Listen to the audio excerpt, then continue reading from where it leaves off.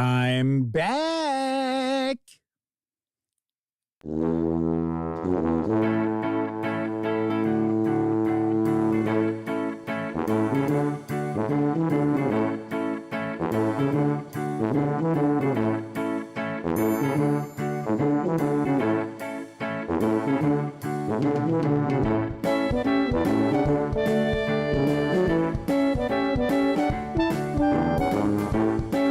Howdy, gang, and welcome once again to the Duct Tape Studios.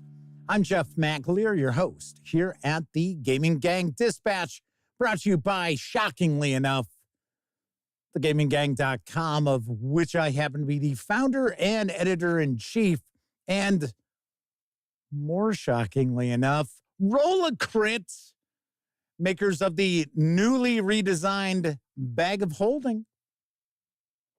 We're going to talk a little bit about Roll-A-Crit in a few moments. So welcome aboard, everybody.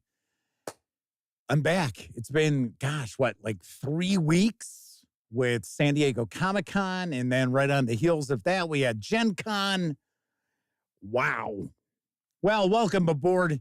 Tonight is Tuesday, August 6th, 2024. This is a live show, 1082. If you're not overly familiar with the show, let me point out, super casual. Just hanging out, talking about the latest in tabletop gaming news, and then I will pontificate on a subject related to our hobby, which I shall be tonight. I'm actually going to give you a bit of a recap of my Gen Con 2024. Probably quite different than everyone else's Gen Con 2024, but that's okay. I'm sure I missed much of the action. There's a lot going on. We'll talk about what I got to do and who I got to talk to and some of the fun we had as well. Very nice. But once again, it's super casual. We're just hanging out, having fun. We are not involved in anything along the lines of rocket surgery or anything like that stretch. No mental heavy lifting, that's for certain. So very cool. Welcome aboard. Of course, when you're not watching videos on the Gaming Gang channel, be sure to visit gaminggang.com for all the latest in tabletop gaming news, reviews, and a whole lot more you are not going to find here on YouTube. That's right. It's all original content. Sammy's reviews, they aren't on YouTube. Those are written reviews. You know the drill. Get your geek on at thegaminggang.com. And then, of course, lastly, because this is a live show, there is chat available. It's not on screen. It's one of the ways I keep some of the more unusual commenters at bay. And, of course, you must be a subscriber to the channel for at least an hour to take part in chat. And another way I keep some of the more unusual commenters at bay. But if you want to say howdy, maybe you've got a question, a comment, by all means, fire away. I will do my best to respond. So first out the gate tonight is our good friend of the show, the Madman, as well as Semper Buffo, Kathy Evans, Kabuki Kids in the house, Double K's in the house, Keithulu, James Eck, Lord Cost 2000, Jose Fernandez, Chris Lundgren, Jody Connor, Mateo, Death Angel's Shadow. Let's see who else we got here. W Forge. And I think I have said hello to everybody. It's really good to be back. It has felt so weird to not be doing shows for what to me felt almost like a month. It really did. Kind of strange. But I am back. And all this month, I've got a sponsor. That's right. This month's sponsor is Roll-A-Crit. As I mentioned, they are the home of the newly redesigned bag of holding, which Aaron Zipperly and Dan Harmon were very kind enough to give me one that I am going to put through its paces. But it is built like a brick shithouse, and that's in a good way. It looks like it'll take a lot of abuse. I will tell you that right now. But the one thing that Roll-A-Crit is really excited about, and if you have played Heroes of Barcadia, the kind of drinking game that don't necessarily have to use adult beverages with. That's right, Heroes of Barcadia. They've got a Kickstarter that's coming soon. It is for Heroes for Hire. Heroes from across the lands gather in Barcadia for a grand drinking competition, as you may remember. But the festivities turn dire when the Grand Drink Guardians monsters steal all the drinks. Damn you, Grand Drink Guardian! 8 valiant volunteers step up, only to be thwarted by the die of Barcane Chaos. The heroes face an unexpected setback and retreat to the tavern, where they explain everything to Brutus Pint Smasher, the event organizer. He sends off letters to distant lands for help, and his plea is answered by 4 valiant heroes, the Heroes for Hire. With rewards aplenty, should they succeed, they venture into the dungeon. Their trials surpass even those of the original heroes. But will they be triumphant? That's for you to decide. Outmaneuver your opponents to become the ultimate hero in this thrilling adventure, coming soon to Kickstarter. Be sure to sign up to be notified of the launch of the Heroes for Hire Kickstarter, and you will score an exclusive power-up if you happen to back the project. Cool, sweet. We will get into a little bit more detail about a Heroes for Hire as the month goes on, as well as the bag of holding. Not only did I get the bag of holding, this is this year's Gen Con hat. So the fine folks at Roll and Crit were kind enough to provide me with this. They provide me with a lot of goodies.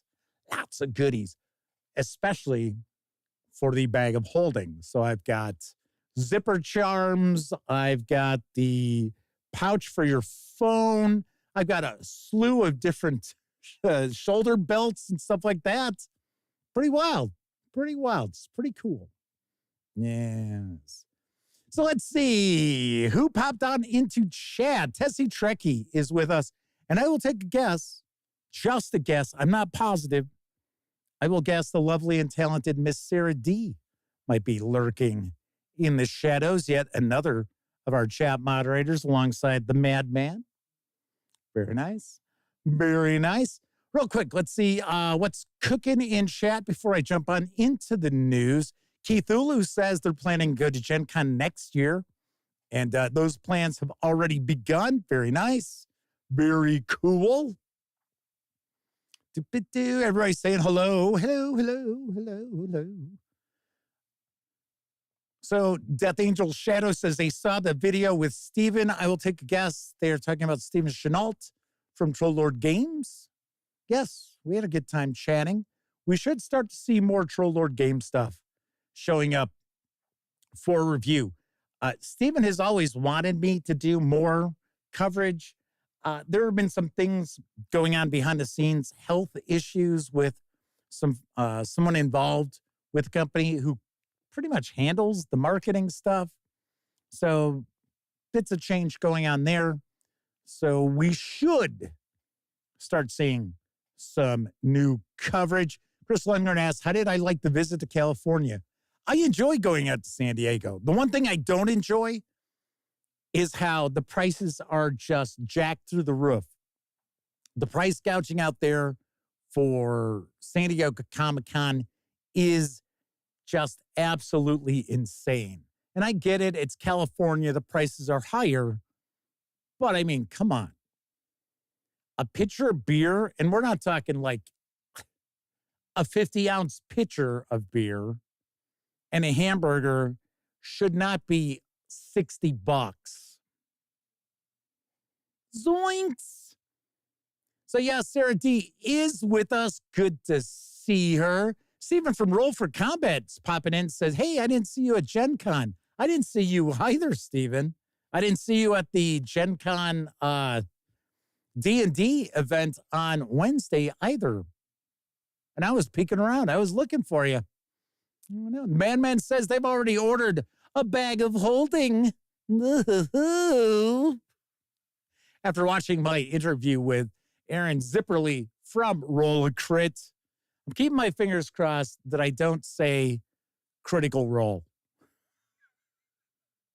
Yeah, our sponsors, Critical Role.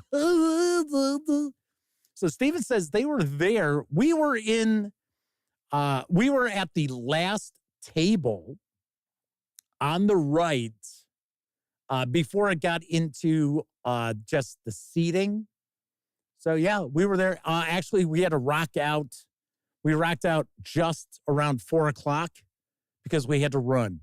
And it had already been arranged that we could get out of there. Cracks the Bolt says $60 for a pitcher of beer. Did it heal wounds or something? Well, no, that was with a burger, too. That wasn't just the pitcher of beer. But, yeah, every year it's like that. It's just nuts. What can I tell you? What can I tell you? So Omanal's with us, too. Looks like we've got a rockin' and rollin' chat. Kevin King is with us. I think, once again, I've said hello to everybody today.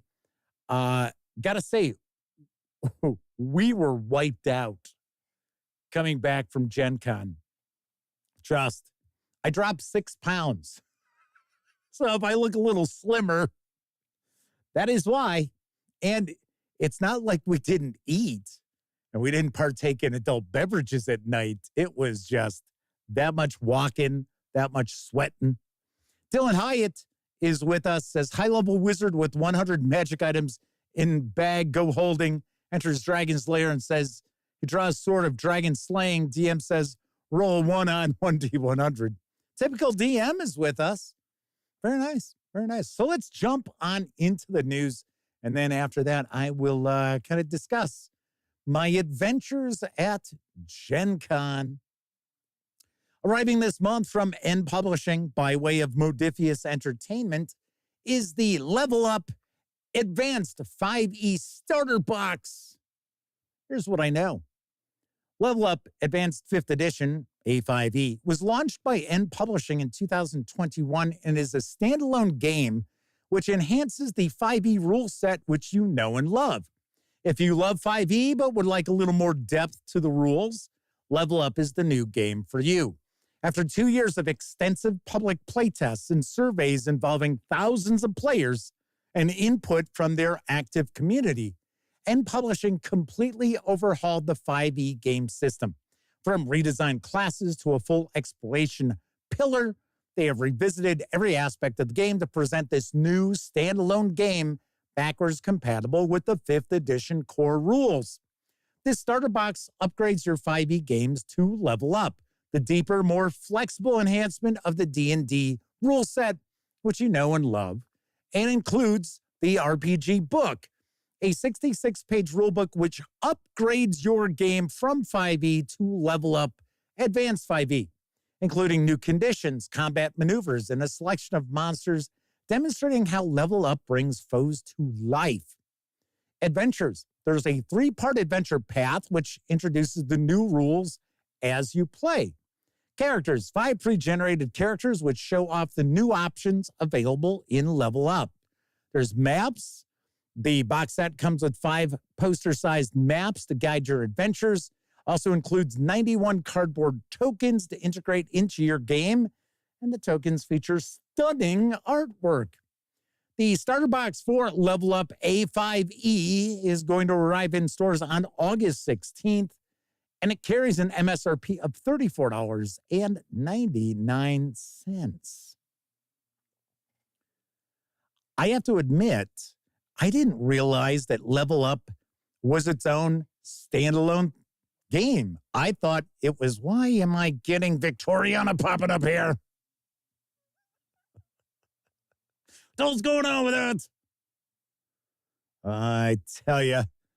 See, I don't do a show for 2 weeks and right off the bat, it's just a disaster. No, it's not a disaster. I was running a little late getting things set up down here, so I did not double check all of my images.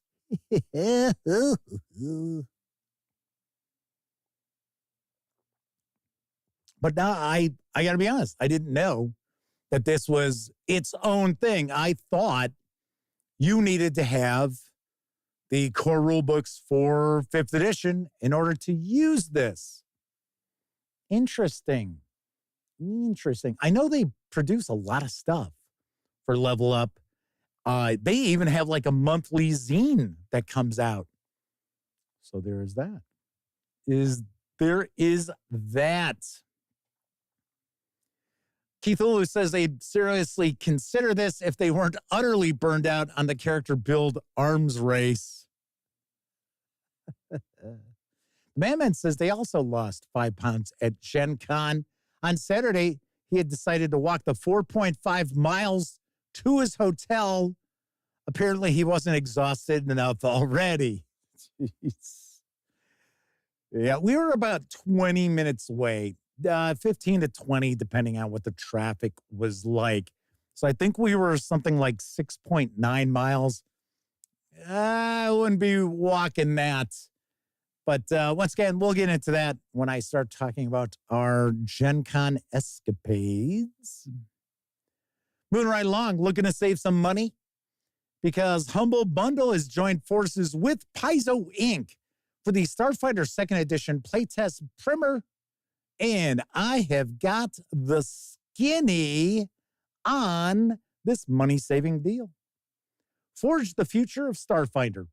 Get on the ground floor of the next great science fantasy tabletop role-playing game and get a bunch of cool options for your Pathfinder campaign with Paizo's Starfinder 2nd Edition. This bundle includes the Starfinder 2nd Edition playtest rulebook, a massive 264 pages compendium, should be 264 page singular compendium, covering everything you need to be part of the game in its current form and help shape its future. And why are we getting, what the hell's going on today? Why are we not? This is bizarre. This is weird because I know all of my images were all set up. Something is not right.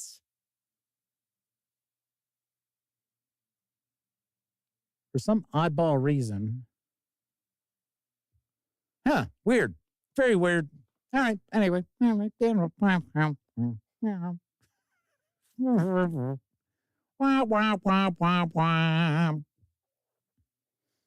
Anyway, the playtest rulebook is a massive 264-page compendium covering everything you need to be part of a game in its current form and help shape its future. In addition, what number is this stupid thing coming up? Is this number 5? Is this image 5? It is. Get out of there. Get out of there. So, you know, it's weird. I thought the solid state drive on this thing was behaving itself, but it looks like it's trying to go back to being a pain in my ass. Anyway. In addition, you'll get a colossal first edition Starfinder library, complete rule books, supplements, adventure paths, and much, much more. Plus, your purchase helps support Girls Who Code. You can score all 62 items in this bundle. You heard me right, 62 items, including the Drift Crisis Adventure hardcover for a minimum donation of $40. Of course, you do have to pay the shipping on Drift Crisis. But if you want to just go digital for everything, all 61 items in that case, you can do so for a minimum donation of $30, and this runs through August 22nd.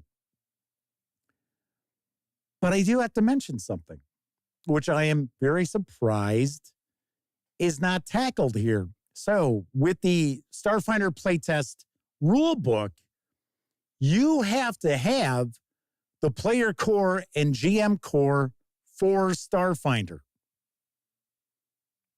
Yes, you can't use it without those two books because you need those core mechanics that are in those books in order to use it. That's why I think it's very, very strange that this bundle does not include PDFs of the Pathfinder Player Core and Pathfinder GM Core, because that essentially means you really can't use the playtest rulebook. It doesn't use Starfinder's book because this second edition is going to utilize the 3-action economy. It's going to be completely compatible with Pathfinder. So really weird. Somebody has dropped the ball on this. Don't know who. So I would not be shocked to find maybe in the next few days that those 2 PDFs are added to this offer, because otherwise the playtest materials just kind of go right out the window. I don't know. But if you noticed, the day before I left for Gen Con, I shared my Paizo preview for August. So we got to take a quick peek at everything that came out, including the Starfinder playtest rulebook. But of course, the PDF is absolutely free. You can grab that too. Death Angel Shadow says, maybe one of these years they'll make it up north to Gen Con. They think Indy's like a 6-hour drive. It's 3 from Elliot's house. From my house, it's about 3.5 hours. Chris Lenrid says they're ignorant about Gen Con, never been there. Is there anything in the OSR products ever sell? Oh, yeah, there's tons of OSR companies there. If you took a peek at any of the interviews, I talked to some. So, and Shadow Dark was the big Any winner this year. I want to say Kelsey Dion won in total 6, and she won Product of the Year. So yes, the OSR is very, very well represented at Gen Con. Goodman Games had a big booth.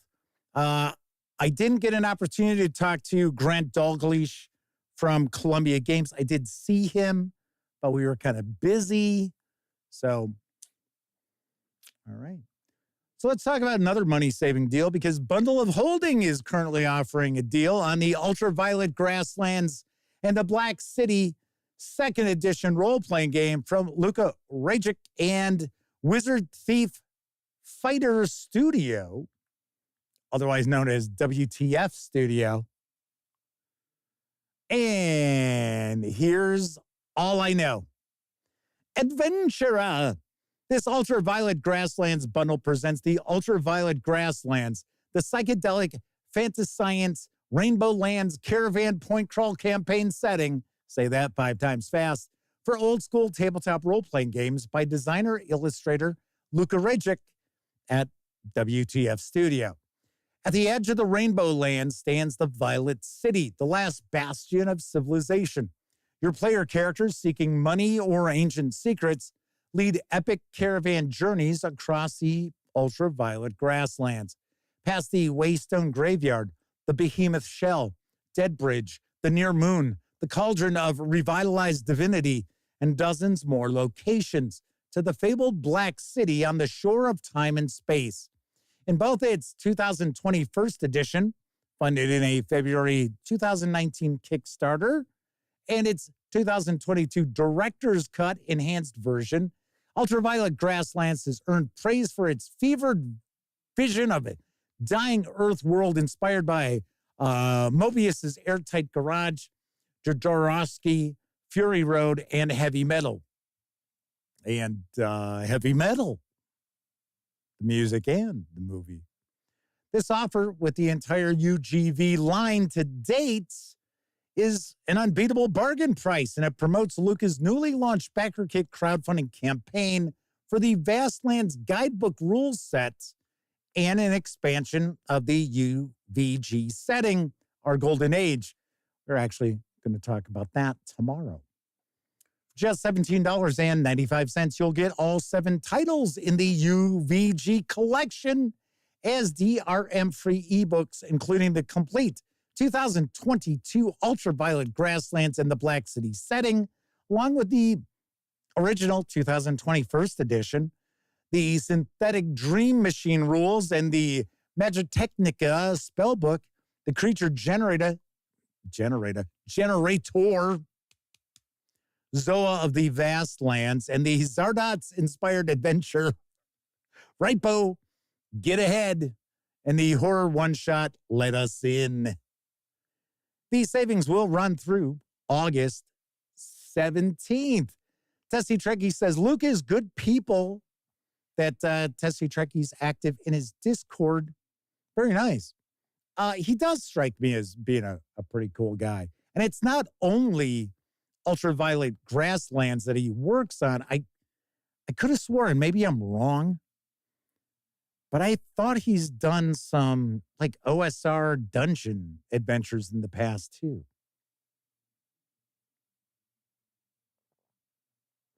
Yes. Dylan Hyatt says they find Shadow Dark to be a worthy winner in their book. I agree. I would agree with you on that. And speaking of good people, Kelsey Dion seems like she's good people too. So very nice. Very nice. All right, moving right along. Following a short delay, the print edition of Musketeers versus Cthulhu. All right, something is definitely fucked up tonight because this is just absolutely bizarre. We're going to skip that news piece. Something's up here, gang. Something is definitely afoot with this computer down here. It's either that or it's, okay, so this is what I normally do. I do the work upstairs on the laptop, and then I transfer like these files, these images that you're seeing go past to Dropbox. And then I come down here and I just download them from Dropbox. So maybe it's a Dropbox thing because I know I sat and did all the work today for the images for Musketeers versus Cthulhu. Very weird. Yeah, we'll tackle it tomorrow. Anyway, I actually have two Modiphius Entertainment related news pieces, although I think the level up is more an end publishing news piece. But there was one of the big Gen Con releases, happened to be the second edition of Star Trek Adventures from Modiphius Entertainment. And here's the skinny. The Star Trek Adventures role-playing game takes you to the final frontier. From the 21st through the 32nd century, join Starfleet, the Klingon Empire, the Romulan Star Empire, and countless other civilizations and journey across the Star Trek universe with your crew.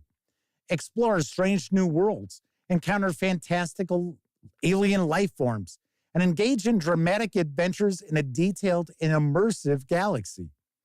The 376-page full-color Star Trek Adventures 2nd Edition Core Rulebook PDF, say that 5 times fast, contains a complete and updated version of the 2D20 system rules designed for an authentic Star Trek experience.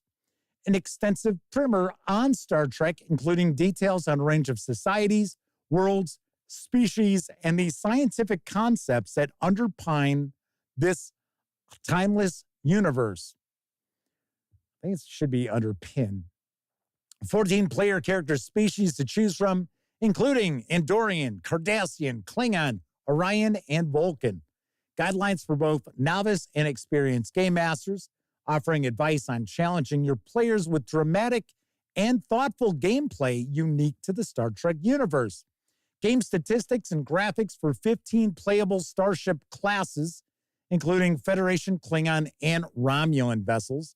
Dozens of non-player characters, starships, and creatures to populate your missions, including Federation, Klingon, Cardassian, and Dominion.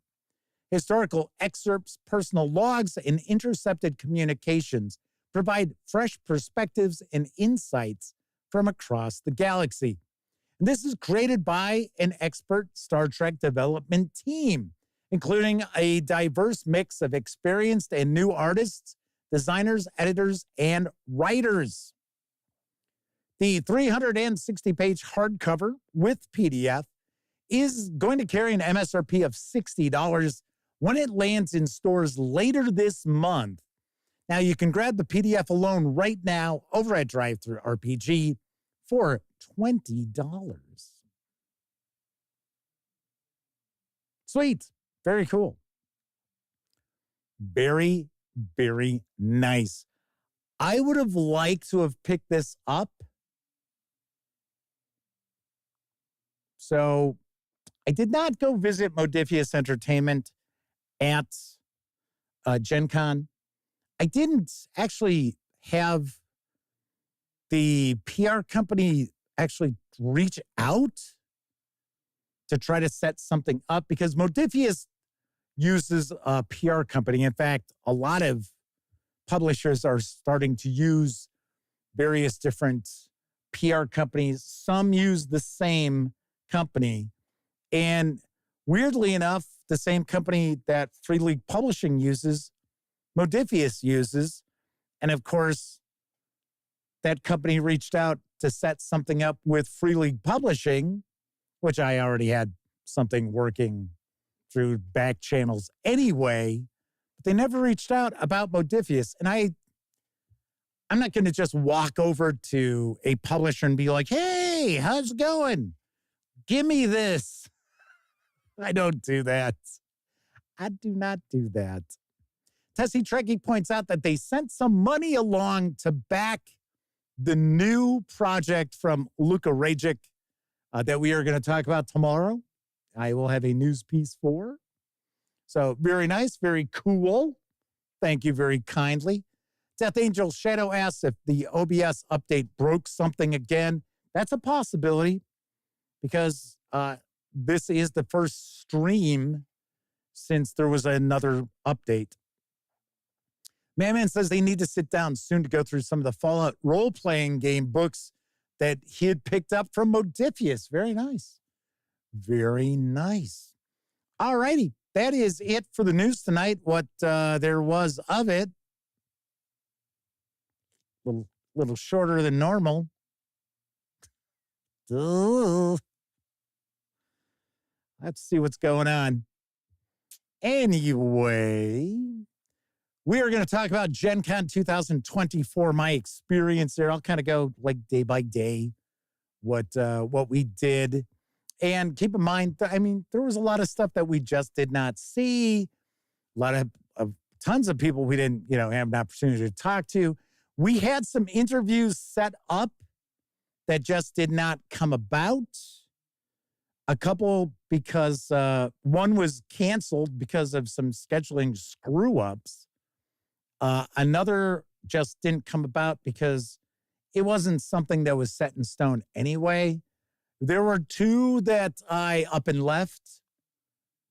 I'm not going to say who the publishers were, but they weren't companies that I work with that, I've reviewed stuff for, but it was another one of these show up on time, ready to go. In fact, I always show up a couple of minutes early, and we were using a monopod that I had purchased, and it was super fast setup. I had my mic, my wireless mic just was hooked up from the minute I walked in.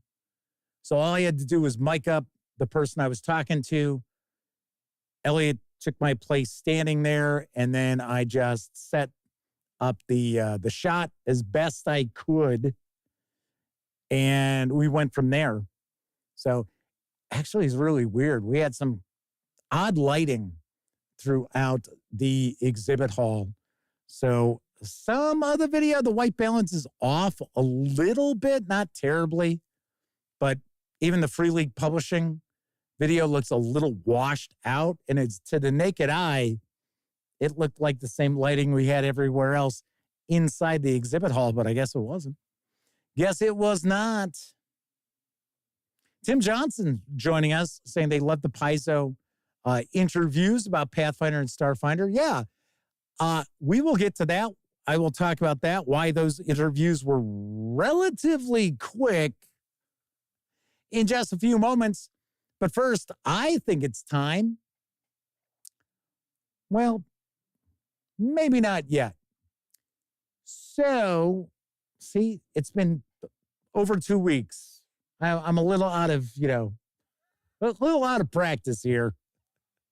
So I was talking about Drive-Thru RPG when I was talking about that second edition of Star Trek Adventures. Don't forget, the Gaming Gang is an affiliate of the One Bookshelf site. So if you are going to go visit, say, Drive-Thru RPG, Storyteller's Vault, Dungeon Masters Guild, what have you, please stop by thegaminggang.com. First, click on any of those banner ads that you see for any of the One Bookshelf sites. Usually it's Drive-Thru RPG. And then that way, if you happen to make a purchase, I get a small portion of that sale. And all those nickels, dimes, and quarters really do go a long way to keeping the gaminggang.com especially around. And of course, if you like this video, by all means, please give it a quick thumbs up. If you like this video, if you dig the channel, if you find thegaminggang.com to be a valuable resource, hell, if you just like what we do, you can always swing on over to paypal.me/thegaminggang and make a small donation. Hell, you can buy me a 2-liter bottle of soda.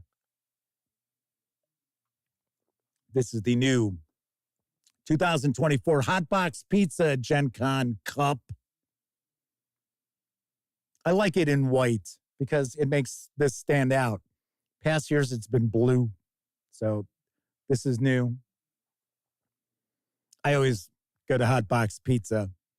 We have a trick, too. I'll get to that when we start talking about Gen Con again. So, you can always, as I mentioned, swing on by paypal.me/thegaminggang to make a small donation. And there are some folks out there like Tessie Trekkie and let's see, who else? We've got Agile Monk, the Madman. They swing on by and make not small donations. So big thank you to them, but a big thank you to everybody for helping out to support the Gaming Gang. If you do, if you don't, well, then the hell with you all.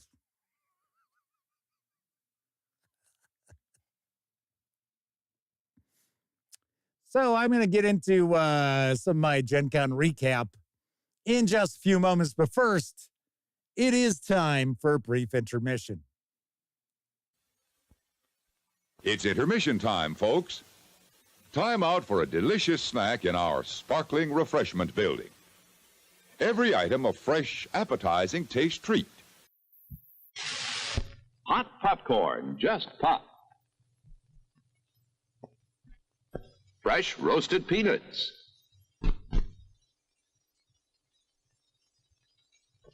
How about a pizza? None better anywhere.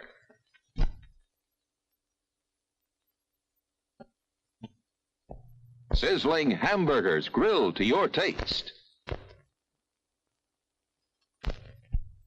We've a large assortment of freshly made sandwiches.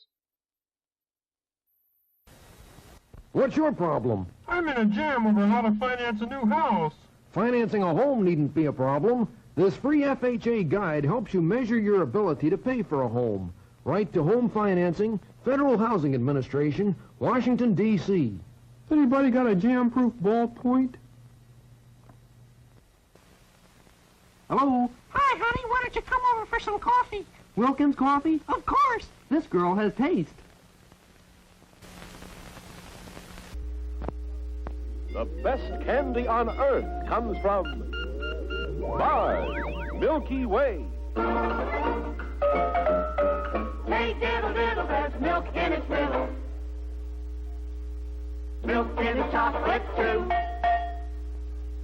There's so much milk in the Milky Way, you can almost hear it. Wholesome and good. That's Milky Way. And the reason is right in the name, milk. Each year, millions of gallons of fresh milk, the kind you drink, go into Milky Way candy bars. There's milk in the creamy nougat and in the pure milk chocolate. Mighty milky, mighty good, Milky Way. There's so much milk in the Milky Way, you can almost hear it. The best candy on earth comes from Mars.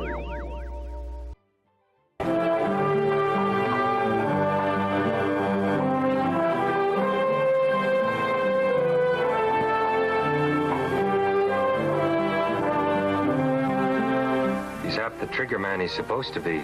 We may need him. There's a lot I can give you, Steve. There's a lot more you can take away. Starring Richard Denning, Peggy Castle, Hutch Connors, Kathy Downs, all caught in the web of ambition of a whip-wielding she-devil. I see you wearing this in town, and I go gunning to you. Sheriff, if you ever see me wearing this in town, you'll know I'm gunning for you. Oklahoma woman who faced down a mud-slinging, jeering crowd and fought her way up to brutal power. This will be my town before I'm finished. And set a trap for the man she wanted.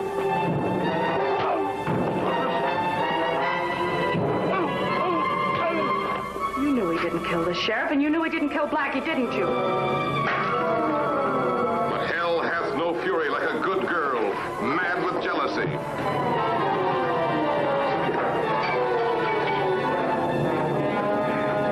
Except a brave man driven to desperation. Here's fast, fist-flying action, packed with dangerous excitement because of a tantalizing, trouble-loving Oklahoma woman.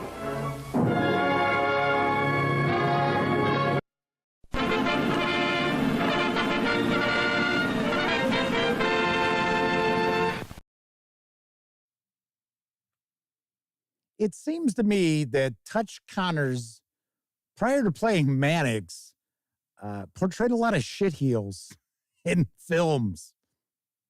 He always just looks like he's the bad guy. And he probably is. Or one of them. Or like somebody's henchman or something along those lines. Yes. All right. So let's talk about Gen Con 2024. So Elliot and I popped down there. We went Wednesday because they were having the 50th anniversary celebration. It was invite only for Dungeons and Dragons, and it was at 1 p.m. And we were coming from the Chicago area, so we were going to actually lose an hour. And Elliot had to work. So Elliot works from home, but he still had to work. He wasn't sure how long he was going to have to work. He figured about half the day. So we needed to be somewhere in Indianapolis that he could get online by 8:30 Indianapolis time. So I popped over at his house. I left my house at a couple of minutes before 2 in the morning on Wednesday because he's about an hour from me. So, and then of course we had like a ton of stuff going to the auction. We had my gear, my luggage. So Elliot had actually rented a car because he needed to, because he and his wife, they share a car, and he wasn't going to be able to leave her without a vehicle for, 5 days. So anyways, so we head off, and I didn't get any sleep. It was funny, about 7 o'clock Tuesday night, I was like, okay, I'm going to go zonk out because I'm going to need to have some sleep because it's going to be a long day tomorrow. So much for that idea. I was like, nope. It's like, I'm not getting any sleep. So I didn't sleep. Elliot said that he hadn't slept either. So anyway, so the drive down there went by like nothing, even though it was, like I said, about 3-hour drive, because we're always like joking around and yeah, just talking about different stuff. So that was pretty quick. So the auction is now held at the Marriott across the street from the convention center. So I had said to Elliot, we'll try to park there just for Wednesday, because that way it'd be super easy for us to take the stuff to the auction, because I had 62 items that were going into the auction. So I had a cart that was pretty full and pretty heavy. So anyway, so we pull up and the lot is full already. It's like, okay, great. And then there's a public parking lot right next to it, but that's not open to the public. Like during the week from 5 a.m. to 5 p.m., it's only for state employees. So we drive down a little bit, and of course, we're running out of time. Elliot needs to get online so that he's working, and then he shows up in their system as working. So we passed the JW Marriott, and then there was the Spring Hill Courts or whatever it's called. That's Marriott, and then Courtyard by Marriott. Those two hotels share a parking lot. I said, dude, just pull into that lot. You got to get online because you didn't want to get in trouble. So anyway, so we parked, and it was going to be $55. We already knew that. So we get our tickets, and we park. He gets up. We get upstairs, and he's able to log in, and he's online in the lobby and that, so we're all good. So he had to work for like 4 hours. It wasn't that big a deal. So on the ticket, it said you had to bring it to the front desk. So I took it up to the front desk before we headed off to go to the D&D celebration. So I'm always like super nice. Like if I'm talking to somebody at a store or I go to a hotel or whatever, I am always super nice. I always joke around. Sometimes it goes right over their heads, but whatever. So I went up to this woman who was at the front desk and I said, hey, I've got this ticket from the parking garage and it says I need to bring it to you. So here I am. I'm bringing it to you. She said, well, what room are you in? And I said, well, we aren't actually staying here. And then right away it popped in my head, well, I better not just say we're using their parking lot. So I said, well, we're staying at the Marriott, but their lot was full. So we came over here because we figured, well, this is Marriott too. It shouldn't be a problem. And she's like, oh, okay. So she slides it into this, little device and she's typing away and she says, she hands me it back and all it does is it's had a box on it. The box just had a slash. And she said, just hold that up and scan that on your way in and out. It's good for 4 days. So we weren't sure if it was, well, it's good for 4 days, but it's still going to cost us $55 a day, even though, we didn't have a room. Now we had free parking at that lot. It was like, wow, sweet. It was like, that kept 100 we wouldn't have parked there every day anyway. Plus, it wasn't like real close to the convention center. It was kind of a walk. It was kind of a haul through the Skyway. So Keith Ulu says they intend on driving there. Kabuki Kid says they know multiple people who had flight delays, both in and out of Indianapolis. Keldon's with us, as is Master Jedi Dude. Master Jedi Dude says, whoa, you scammer. I wasn't trying to scam anybody. I just thought, oh, you know what? I better not just say, oh, yeah, we just pulled into this lot. Anyway, so that was cool. That was a bonus. So anyway, so we head down to the party for Wizards of the Coast. And it had started to rain. So thankfully, we didn't get like soaking wet. So we go and we pop on in. And I guess Stephen from Roll for Combat was there, but I didn't see him. And it wasn't like hundreds of people. It was actually a pretty small presentation. So I remember it was about 11 years ago. It has to be because it wasn't 5e yet. In fact, 5e hadn't been announced. They had a presentation there that was open to the public for the Sundering. That was like the last Dungeons and Dragons storyline for 4E. And I remember we went there as the press. So we got in early. We had wristbands for free drinks. And then they opened it up to the public. And it was a party in a like theater ballroom. So halfway decent size. But the reality is, I don't think there were more than 150 people there.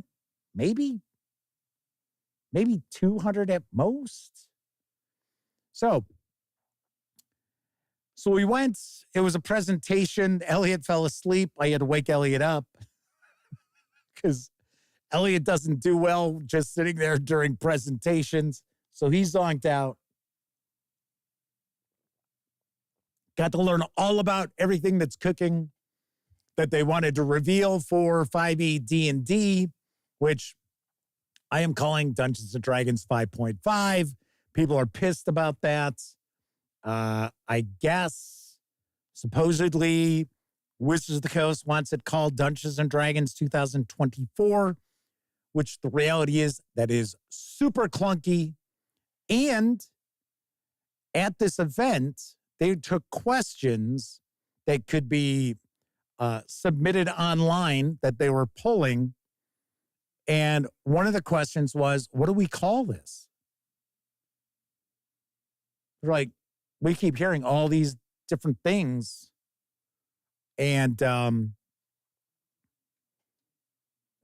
what do we call it? And the funny thing is, they did not say, call it Dungeons & Dragons 2024. In fact, they didn't give us an answer, really. They said, well, you can call it Dungeons & Dragons. Which really wasn't an answer, to be honest. About half or more of the presentation time was devoted to the Sigil project, which is the tabletop. It's their virtual tabletop that they're working on. And it's funny, I don't recall everybody's name, but the woman that they had there who is sort of in charge of D&D, she kept talking about D&D Beyond, D&D Beyond, D&D Beyond, D&D Beyond. And then they have this long presentation about Sigil.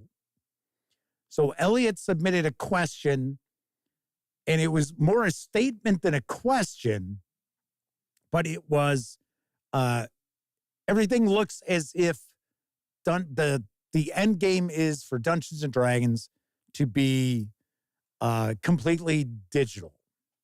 Words to that effect. And Elliot showed me the question before he sent it. And I told him, I said, they'll give you an answer if they pick that question, but it's not going to be an answer. And sure enough, they picked it, and she answered it, and she was like, oh, no, we always want to have, that table element and so on and so forth. But she didn't really sell it. So the reality is, I think that the game plan is it's all going online. We've already heard that Wizards of the Coast is not going to sell physical books in Australia anymore. Now, that doesn't necessarily mean that distributors in Australia won't be able to purchase books and have them shipped to Australia. But, and I can understand why. Just the cost of shipping right now is just insane. So I can see, not selling books in Australia and other countries that it's very expensive to get your products to. But I don't know. I just, so for this anniversary, as Dylan Hyatt says, they should have just called it the 50th anniversary. We had fun. We had a good time. We talked to a couple of people, and got a copy of the Player's Handbook, which I have reviewed, which I have people harassing me about. So it's kind of funny. It's like, you said you would never review anything from Wizards of the Coast again. That is not the words that I used. I said I'm done with Wizards of the Coast. And I had told them to stop sending me stuff. That's why if you check out the review, I even tell you, I don't know if I'll get to see, the rest of this line. I have no idea. But they gave me a review copy. I reviewed it. That's what professional people do. They don't just say, oh, yeah, thanks for a review copy. Fuck you. The book itself is okay. Actually, it's pretty good. I don't like the artwork. Do not like the vast majority of the artwork. And there's certain aspects of D&D that 5e that I haven't liked from the beginning. And that hasn't changed. So that was that. So then from there, we had to run over to the press room to get our press passes. And then we had to go all the way back over to the parking lot for us to go to get our auction stuff. And then we had to bring it all the way back over to the Marriott. So we were pretty beat. So there is some discussion about this. So Tim Johnson says they're striking channels for showing flip-throughs of the book, largely because their legal and communications department don't quite know how to communicate. Correct. And Jordan got a copyright strike, which is a big deal. Oh, Omanal says they did remove the strikes, apparently. I have not had any issues. So, for one, I did not share a lot of pages in my review. I even mentioned that we're going to look at far, far fewer pages than I would normally share in a review of a role-playing game book. And I make sure to leave my mitts on pages as I talk. So the actual looks at a page without my hand blocking things on it are very few and far between. So I highly doubt that I'm going to have any problems. But it's funny, and I think I might talk about this tomorrow. And, Stephen from Roll for Combat's already talked about this. It's like Wizards of the Coast can't get out of their own way. It's like we've already got 2 new controversies about Wizards of the Coast in 2 weeks. And here it's supposed to be, they're all excited. They're releasing the new D&D. And one of them is, I guess, some influencers have been paid to, I don't know if it's to review the book or to just share coverage of the book. That's a little murky. I don't know. But the reality is, and I guess people are really upset about it. Like people get upset about things which are online. The reality is, if that content is, indicated as a, paid sponsored video, then I don't see a problem with that. People got to eat. It's not, outside of like Mr. Beast, who, how did that guy ever get so popular? I don't watch his videos or, anything like that, but I don't know. Outside of folks like that, content creators don't really make money on YouTube. So if someone gets paid to provide a look at a D&D release or something like that, I have no problem with that. As long as it's indicated that, hey, you know what? I received compensation to present this video. And when I do like a Kickstarter video, which I have been paid for, I always mention that right up front. And I know when I do it with other videos and I'd say, well, neither I nor anyone else has received any compensation. I actually had one guy comment. If I remember right, I think I just made him invisible to the channel. He was like, how do we know you're not lying? That you actually did get paid, blah, blah, blah. And then somebody had actually commented on his comment, said, hey, you do realize the reason why Jeff says that is for YouTube, not for you. Dumbass. Can't believe how many really fucking stupid people there are who understand how the internet works and they can watch videos and actually type stuff that makes absolutely no sense. Semper Buffo says the Moria review was what they were looking for. They don't care for D&D anymore. Oh yeah, I don't have a problem with that. In fact, I'm going to reveal who the winner is of the Moria book. Yes, in Shrink. Yes. But I will do that once we're done talking about Gen Con. Master Jedi Dude says, Wizards of the Coast should have learned some lessons in the past year. I guess Ollie's better get ready for more inventory.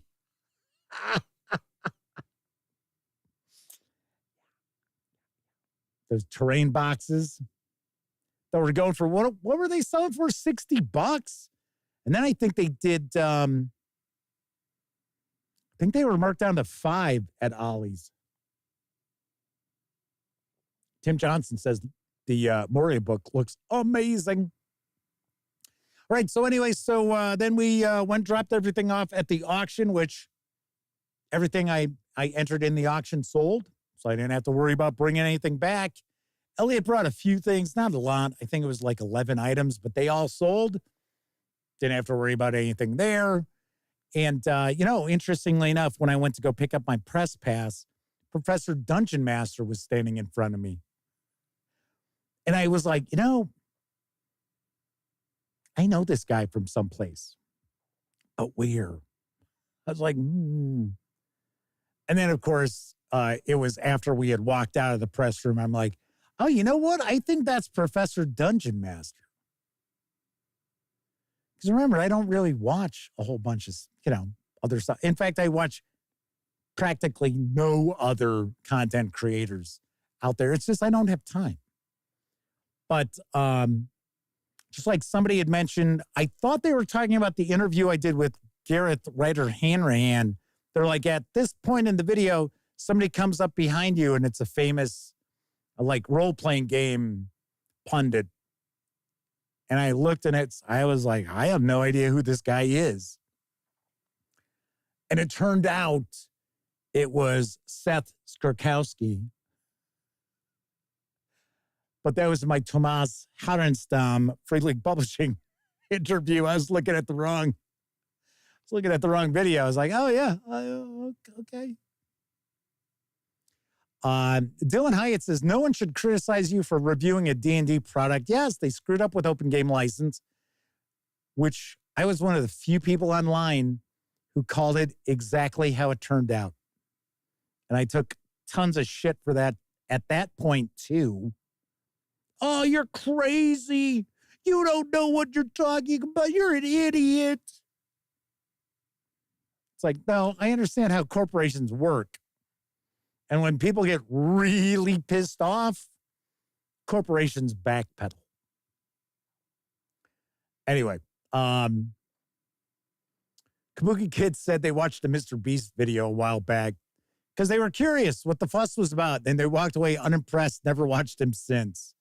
Same with PewDiePie. I remember my nephew Cameron showed me a PewDiePie video years ago, and I was like, what the? I was like, I'm going to tell you right now, Cam, watching this guy is going to make you stupider. But I told him that.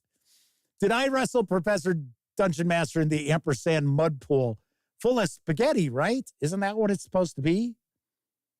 Isn't that what Seth Skurkowski said? About getting paid $500,000 to review the latest D&D book. And he was like, for $500,000, I'll wrestle Professor Dungeon Master in an ampersand pool filled with spaghetti. It was reported he said spaghetti sauce, but I guess he said spaghetti. So, Savior Revaxis, I'm sure I'm not even close, said they were underwhelmed meeting Professor DM. Tried to go say hello, and he was super unfriendly, ashamed because I was pumped to meet him this year. I won't say anything. Speaking of people coming up and saying hello, for those of you out there who were at Gen Con and came up and said howdy or wanted to take a selfie, which still amazes me, thank you very much. Really appreciated it. It means a lot. It really does. And it never fails. About half the time, Elliot's like in the bathroom. It's like, well, okay. All right. But yes, he was actually there when people were coming up and stuff like that. So that was pretty cool.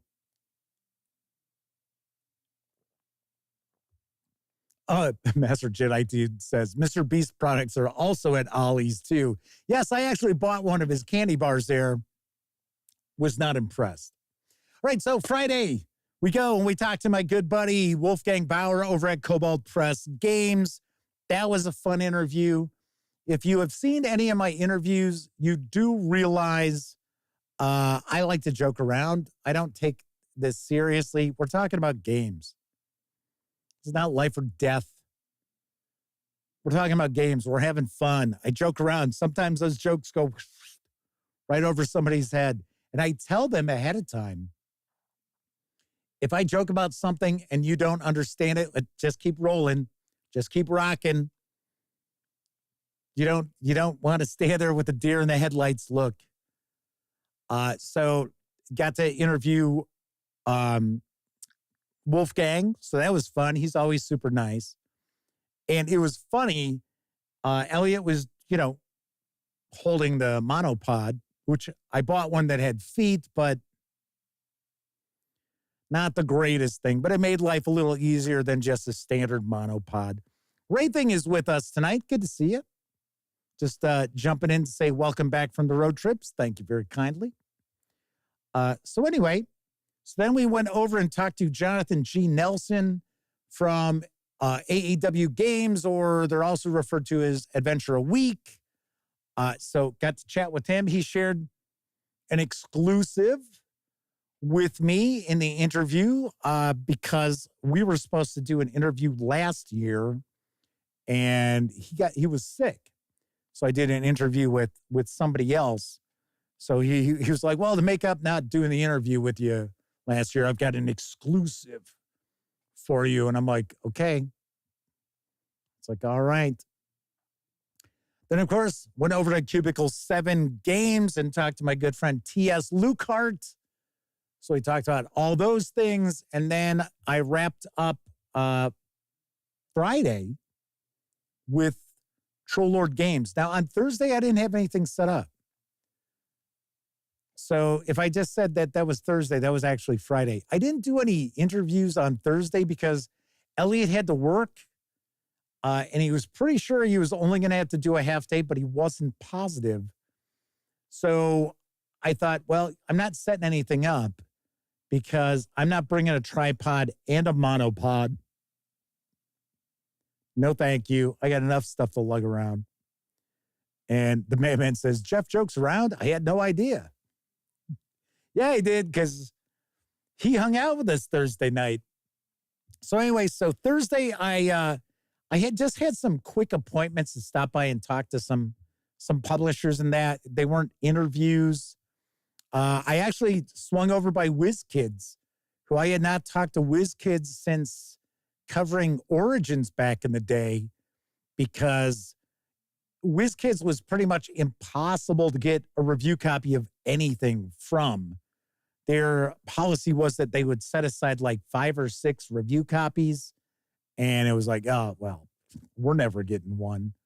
But I guess that's changed a little bit. So we might actually see some review copies of WizKid stuff in the future.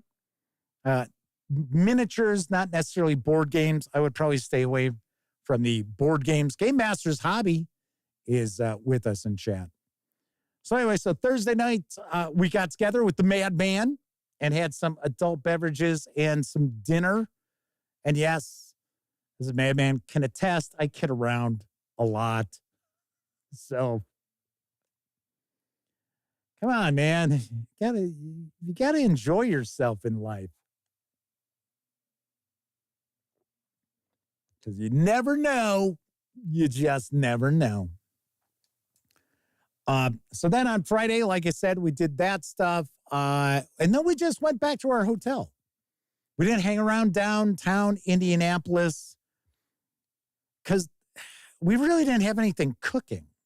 We had a party we had been invited to for Saturday, which I was going to try to get the Madman into. And then I looked into it because it was Roll-A-Crit and Hunter's Books and Voodoo Lounge, which Voodoo Lounge is like a brewery or brewer or microbrewer or whatever. It's an IPA. And they were having a party at the same place that Hunter's Entertainment had the party last year, a place called Nevermore, which used to be the train station downtown Indianapolis. It's like 5 minutes from the convention center. So it was funny because Dan from Roll-A-Crit had mentioned it to me, and I was like, hey, what's the link? Because I remember last year there was a link I had to go to RSVP. And then it turned out I had already RSVP'd, and it only allowed me to do a +1. So I was like, when I go talk to Roll-A-Crit on Saturday, I'll see what I can do. So Saturday, we start off with an interview with Chaosium Inc. I talked with Rick Mintz, who it's always a pleasure to chat with. And for the first time, I got to interview Mike Mason.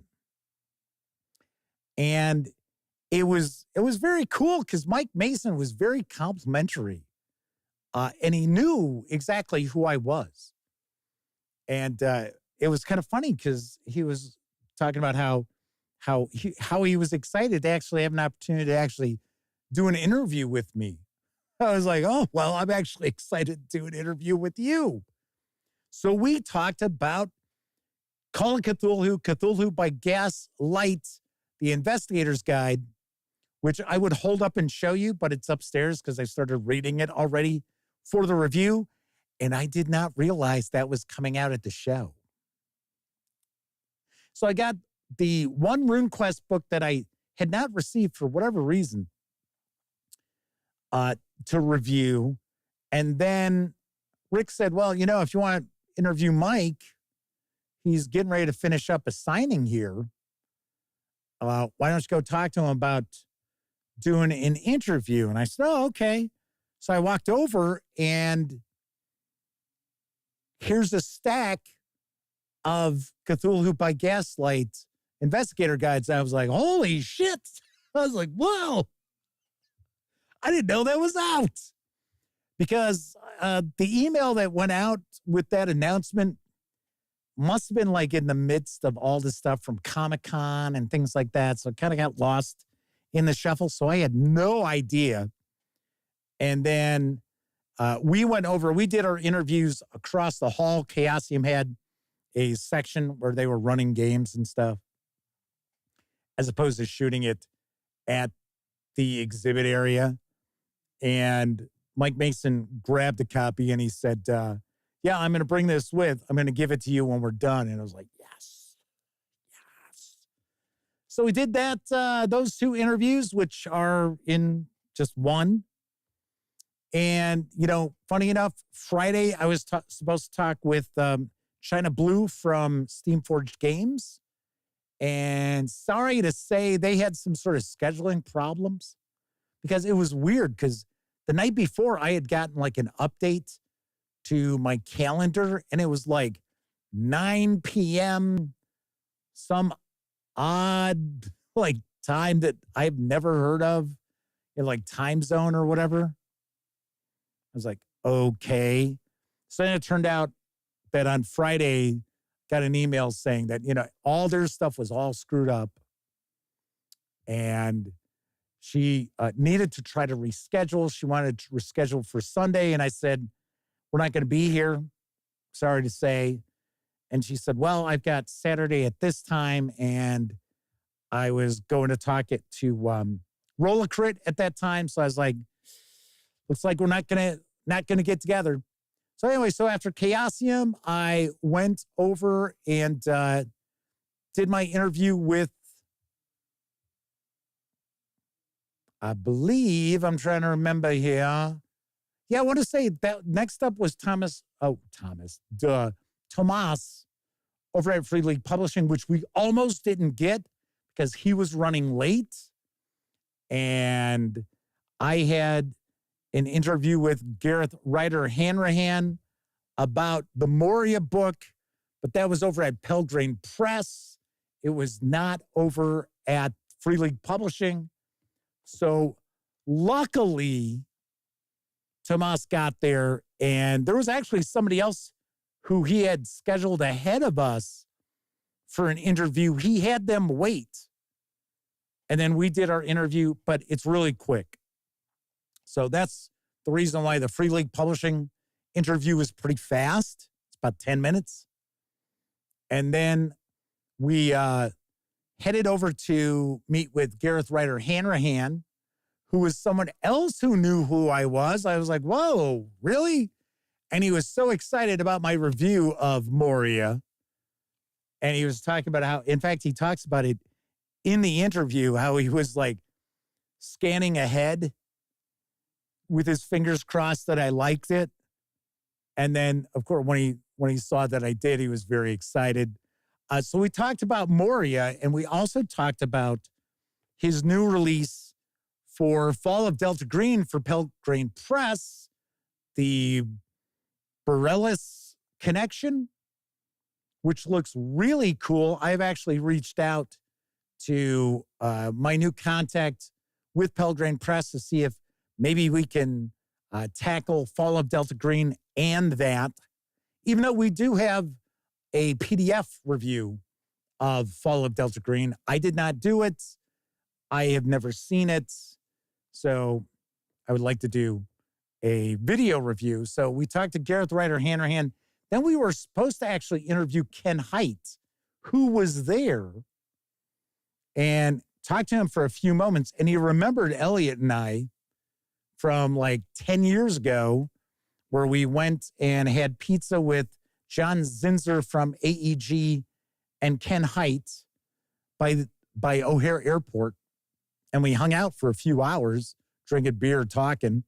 So he remembered us, but he had a meeting. So that interview had not been set in stone anyway. So we did not do that. Chris Lundgren asks, what system is Moria for? This is for the One Ring.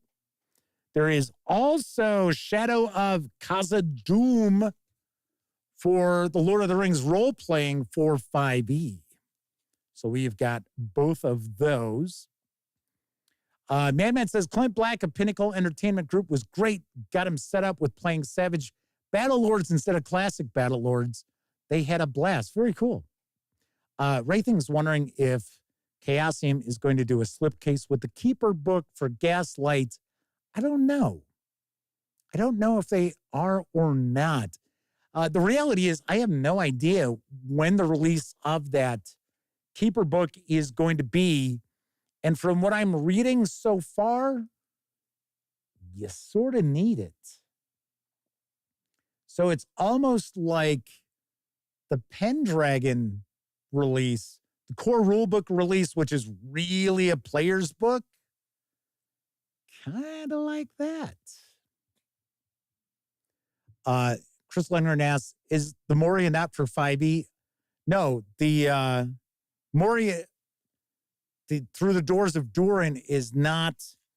This is for Lord of the Rings role-playing, which is for 5e, but there is no license for Dungeons & Dragons as far as any of Tolkien's works. So Wizards of the Coast is not a licensee in order to do any content based on Tolkien. So anyway, so we did the interview with Gareth Ryder Hanrahan. He was very nice, very cool.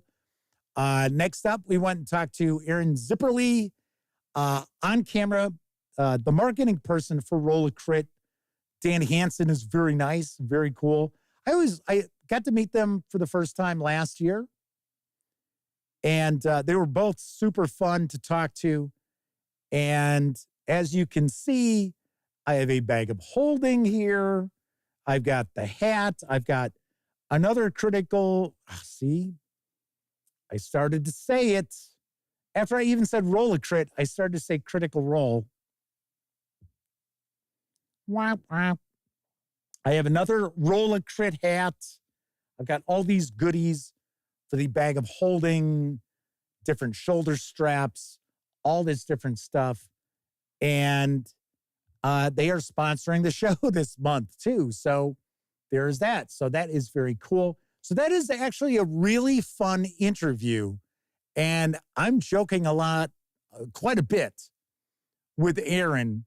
And it was funny because by this point in time, Elliot and I had decided we weren't going to go to the party Saturday night. Just because, I mean,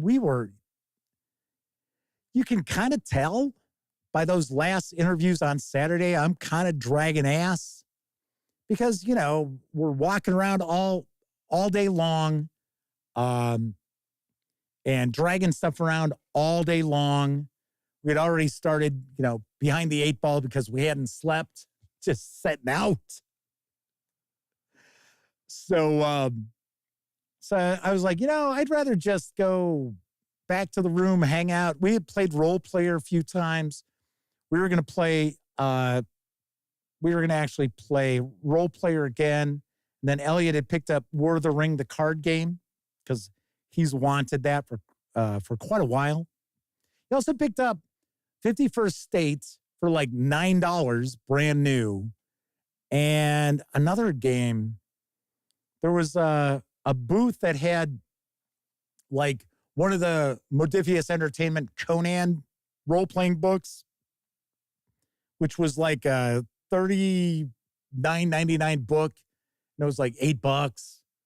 So it was kind of, it didn't have any like rhyme or reason to what was there, but they had some pretty big savings. So Elliot picked up a couple of games there. And then he also got the War of the Rings, the card game.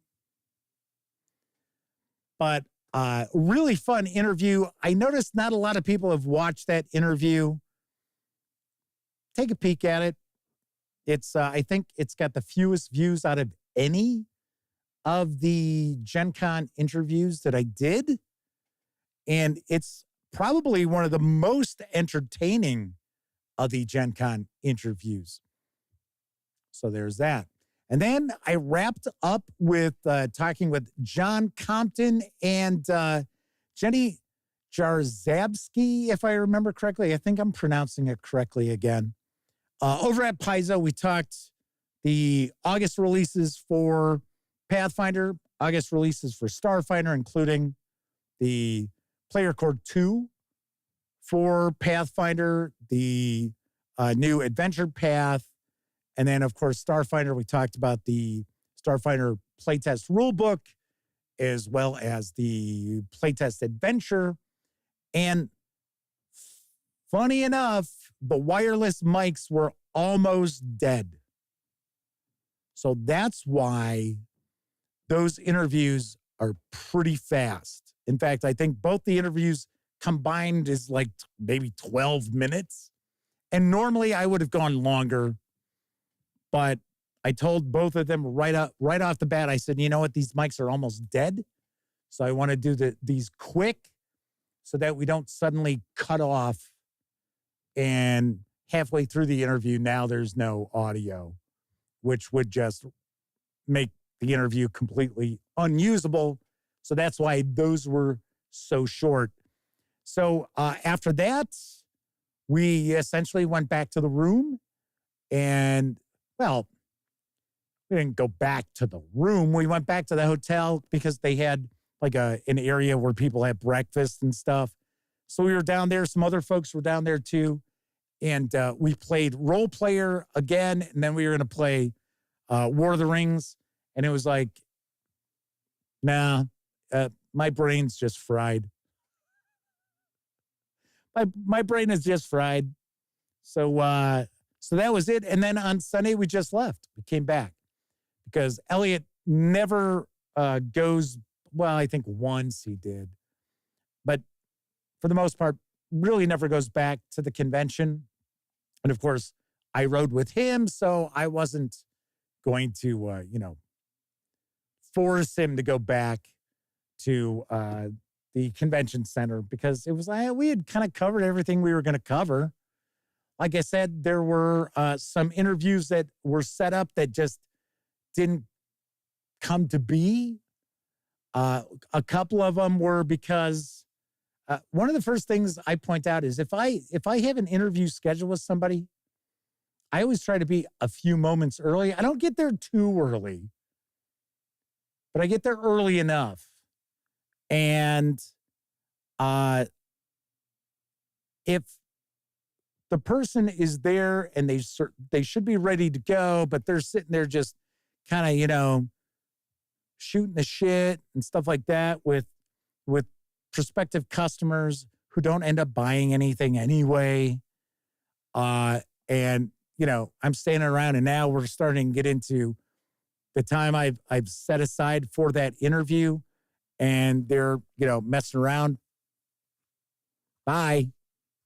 It's like, I respect your time to be here a few minutes early.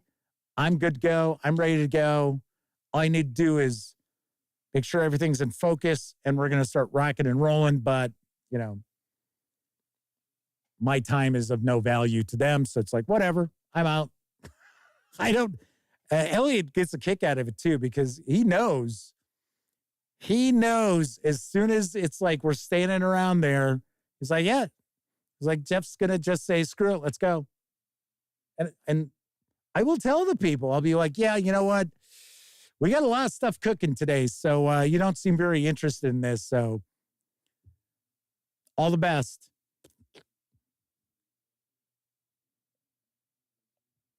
So the Madman says they took off on Sunday morning as well. Didn't want to leave their car sitting around with all his stuff in it. Madman also pointed out they spoke with Jenny at Paizo for quite a while. Great conversation. She answered questions from so many people just while he was there. In fact, in the interview, I say that she has been answering questions from thousands of people. And then I say, I'm not kidding. I'm dead serious. I'm not joking. She really has. And that was the case. Because a lot of people were very curious about the Starfinder playtest rulebook, which was one of the big hits of the show.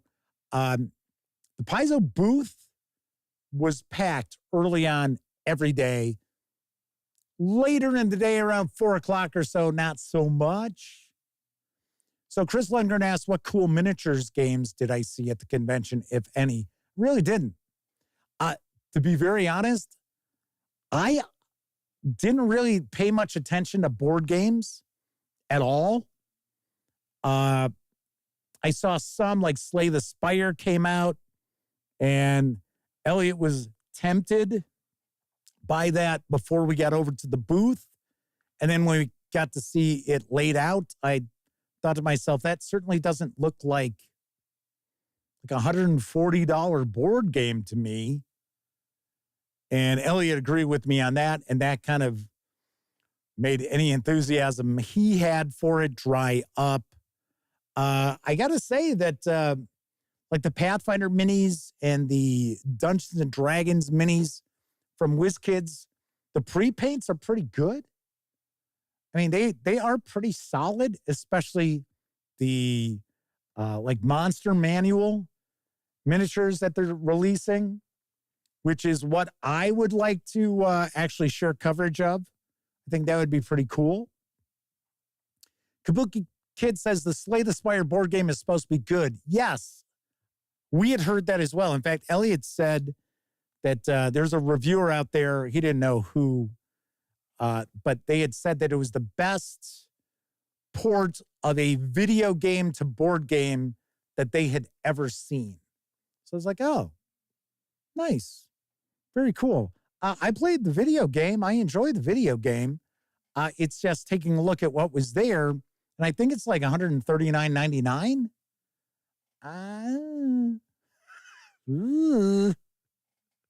Now, I'm not insinuating that it's going to be over at Ollie's in like 6 months, but there was, there were a few board games that kind of caught my eye, but there wasn't really anything that I was like, wow, I got to check that out. But once again, I've shifted gears as far as, my coverage. So, and I did talk to some folks from board game companies, and I had mentioned that, I've kind of moved away from board games. And I said, because, there are just so many reviewers out there for board games. Not to say that there aren't so many for role-playing games too. But I do find that many of the board game reviewers that I've stumbled across, they all sound the same. And many of their observations and conclusions are very similar too. So, Rock Hard 1977, where you play as a rock band, that was one that actually caught my eye. I did not have an opportunity to take a peek at it. But that, in fact, Elliot and I were walking through the exhibit hall, and they had a sign for it, and I was telling him what it was. And I said, that I would probably like to check out.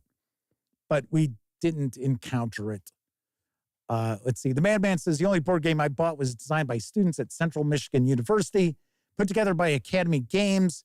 It was great to support the game design program. I'll tell you one thing that I did notice compared to prior Gen Cons, where the exhibit areas for the publishers had shrunk.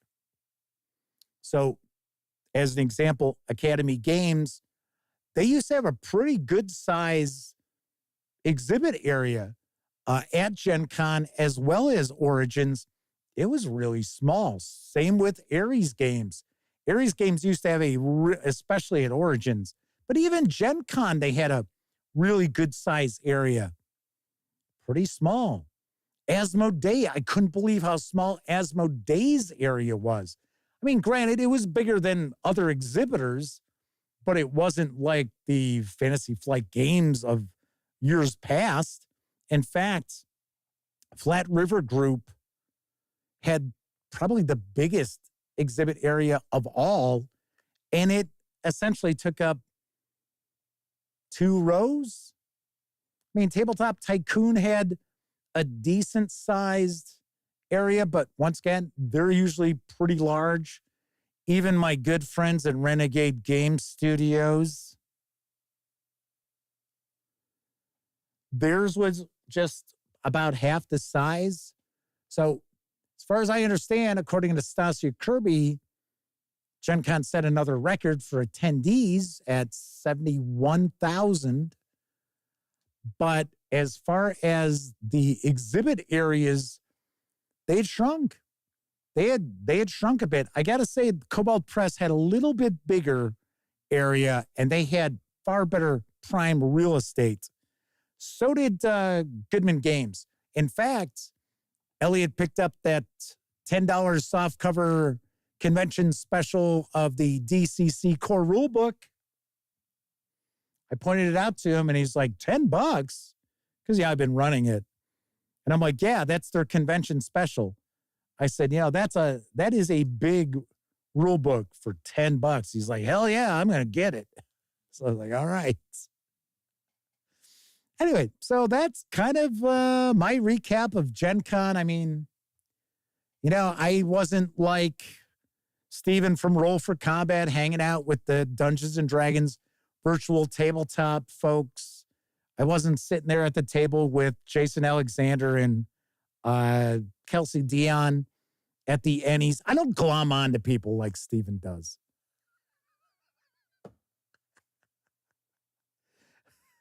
I'm not a parasite like, no, I'm just joking. Steven knows I'm kidding. I'm really shocked that I did not run into Steven, especially at the D&D thing. And I thought I had even mentioned to Elliot, I said, you're gonna meet one of the guys I know. He has a publisher, but he also does, content. I see he pops in and watches the live show from time to time. It's like, oh, cool. And I was like, I don't know. Maybe he's sick. Maybe he got sick. It's weird. It was funny. So Steven says, I was hanging out with everyone, man. If I'd found you, I'd have invited you. Oh, I know. I'm teasing. But like I said, I was really surprised I didn't see you, especially at the D&D thing. But it wasn't like I was scanning the crowd, see what was what. So anyway, so Steven says, yeah, they were looking for me at the D&D thing too. They were sitting in the middle of the room. Yeah, we were, like I said, we were last table off to the right. In fact, I had to get up a couple of times and I made sure that I went like to the other side, so which was closest to us. So, and then I walked around to the men's room, around the back of the room, because I didn't want to like just get up and like walk in front of the people who were sitting there behind me. So, let's see. So there's some discussion of Star Trek trading card game from Decipher. There are a couple of Star Trek games. There is one from WizKids, which is like, I think it's called Star Trek Captains, that I know Elliot was interested in. I think that might be going to Kickstarter. And then there was another Star Trek game. I'm trying to remember who it was from. And in this case, I think you have like a fleet of, it's from White Wizard Games or whatever they're calling themselves now, because now they've changed their name for like the third time. It's like, huh? So they were Wise Wizard Games. Now I think they're White Wizard Games, which for some reason, I thought that was what they were originally called. Maybe not. Maybe not. They're the ones who make like Star Realms, Hero Realms. So they're going to be doing a Star Trek game, but I don't think it's like based on Star Realms. I don't think. Don't know. Anyway, Chris Lundgren says they saw my 2019 Shadowrun interview at Gen Con 2019. I think that's Origins, actually. I don't think it was Gen Con. Is that game dead now at Gen Con? Never played it. Looks interesting. Is it promoted at the convention? I don't recall seeing Catalyst Game Labs. But then again, you know what? I didn't see like Robert Schwalb Entertainment, and I guarantee he was there. I don't know if, honestly, I don't know if his Shadow of the Weird Wizard and Secrets of the Weird Wizard are out in print yet, so maybe he wasn't there.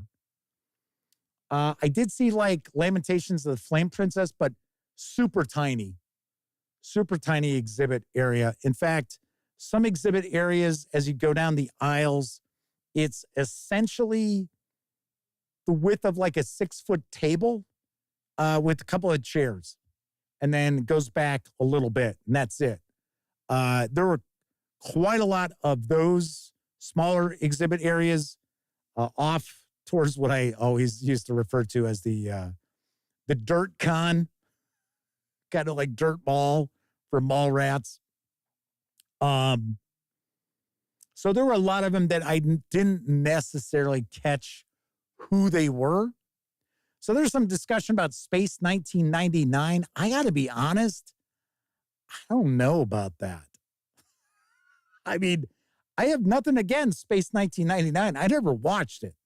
I think I watched, like, as a kid, I watched maybe 30 minutes of an episode one time, and I thought it was boring as hell. I'm sort of, wasn't that a Modiphius announcement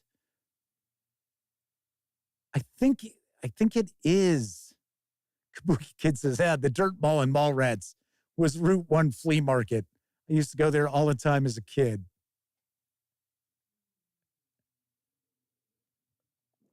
Yeah, it's pretty funny. We were talking about Mallrats when we were at Gen Con. We were talking about movies that flopped at the box office and ended up becoming like cult classics later on down the line. And then we were talking about Kevin Smith's career in various different movies and stuff like that. And there were a lot of movies he's done that Elliot was not aware of. So, Right Thing says, isn't Modiphius kickstarting Space 1999 soon? I think they are. But like I said, that was something that kind of surprised me. But, you never know. If it is Modiphius, they tend to do good stuff. But I don't know. So I didn't hear anything about it at the con because I didn't go over by Modiphius Entertainment. As I had mentioned earlier in the show, the PR company that they use, and there are some other publishers out there who use them as well, didn't look to set anything up for Gen Con interviews. So I was like, kind of interesting. I am going to reach out to my I'm going to have to go track down the contact for Modiphius to reach out, because I always respond to them. I don't jump on them, I don't initiate contact with them, but I am, because I really do want to review the Star Trek Adventures role-playing game. So, very cool. Very cool. All righty. So, that is it for tonight. As I mentioned, I think maybe tomorrow night we will talk about the two kind of controversies that are going on with Wizards of the Coast. I don't know if I'm going to or not. I mean, Steven's already covered some of this. His video is pretty short. And I might have a little different take on some stuff too. Like I said, people are upset that, people took money to promote Dungeons and Dragons. I have absolutely no problem with that. And I'm more than happy to explain why. I already kind of did.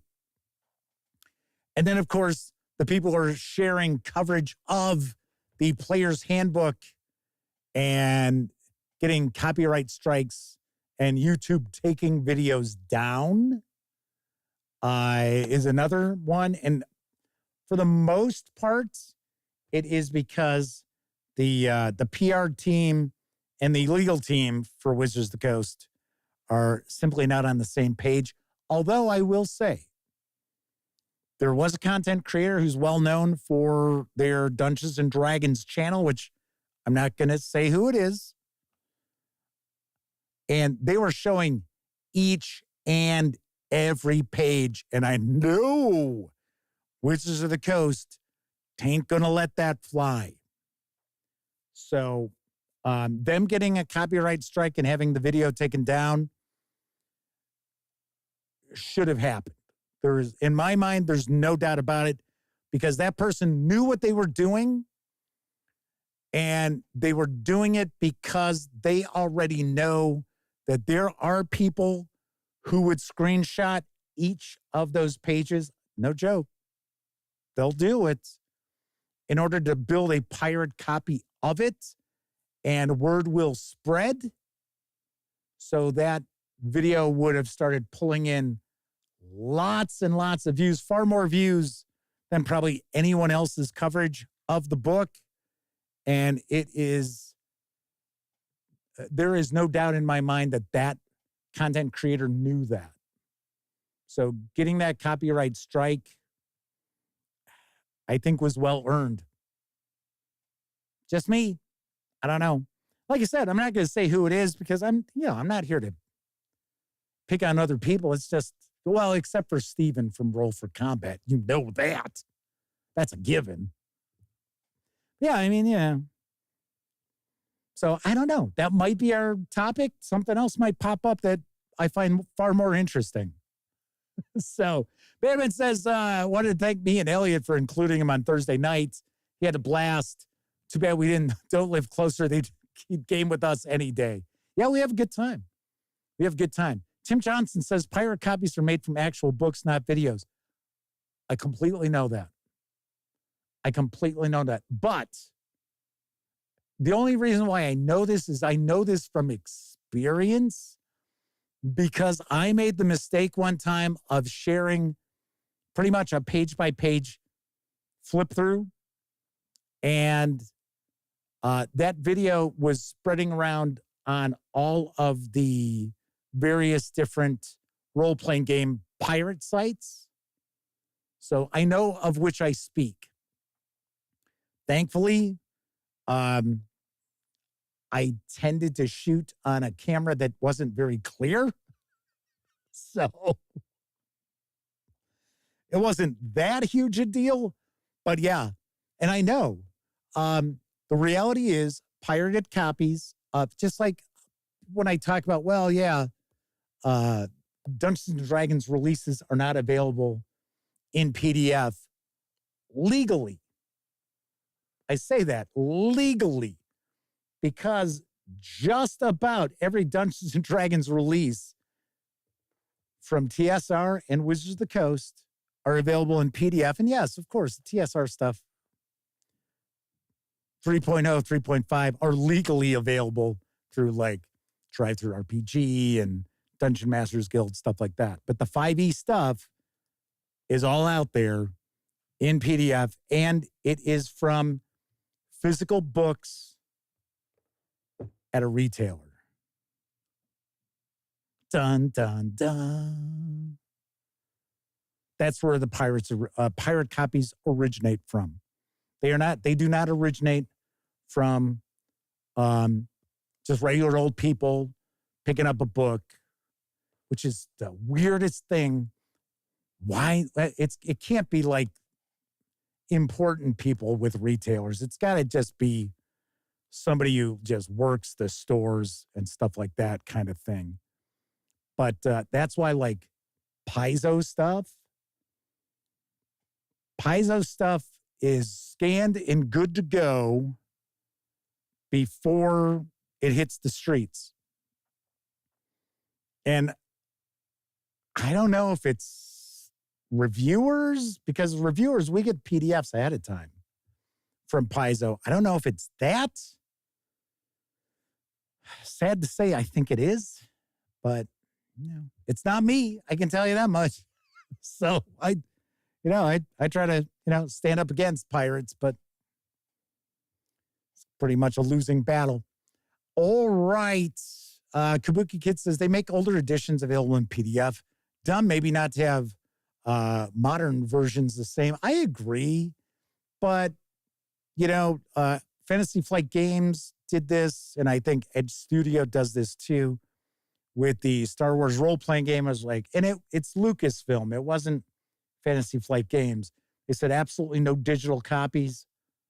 Well, guess what? If you looked hard enough, you can find digital copies of all those Star Wars role-playing releases. It's not stopping anybody. All right, that is it for this time out. If you like the video, by all means, please give it a quick thumbs up. Subscribe to the Gaming Gang channel if you haven't already. And if you do subscribe, don't forget, ring that bell. It'll not only let you know when the Dispatch streams live, Tuesday, Wednesday, and Thursday evenings right here on YouTube at 7 p.m. Central. It'll also let you know when I share other videos, such as my review of the new Dungeons & Dragons 2024 Player's Handbook, Dungeons & Dragons 5.5 from Wizards of the Coast, which someone said, oh, you just did that for the views. It's like, do you understand how YouTube works? It's like, yes. You post videos so people will watch them. You don't post videos hoping that people will ignore them. But of course, when you're not watching videos here on the Gaming Gang channel, be sure to visit gaminggang.com for all the latest in tabletop gaming news, reviews, and a whole lot more you are not going to find here on YouTube. You know the drill. Get your geek on at thegaminggang.com. Thank you very much for this month's sponsor, Roll-A-Crit, and their redesigned bag of holding. Yes, we're going to dive deeper into the bag of holding later on in the month, so stay tuned for that. Yes. If you're watching live, thank you very much. If you watched live and took part in chat, a bigger thank you, because you're not only keeping me company, you keep each other company too. But of course, I know a lot of folks out there, they watch Dispatch, they don't get a chance to watch live. Doesn't matter if you're watching live or on Memorex. Thank you very much for taking time out to watch any of the nearly 2,000 videos on the channel. It is much appreciated. Everybody enjoy the rest of your morning, afternoon, evening, whatever time of day it is in your neck of the woods. I will be back tomorrow. And of course, I always hope each and every one of you gets to enjoy plenty of great gaming with your gang.